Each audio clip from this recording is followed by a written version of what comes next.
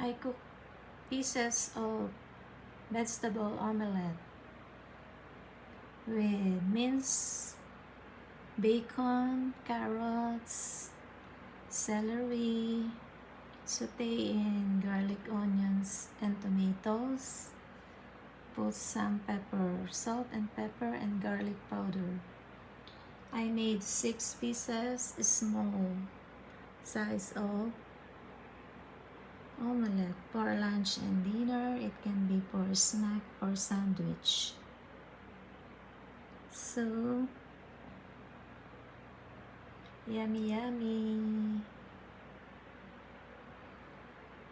I will eat this with tasty bread later at dinner time because I had already my lunch. So this is for dinner time or breakfast, and I will give some to a friend. Enjoy.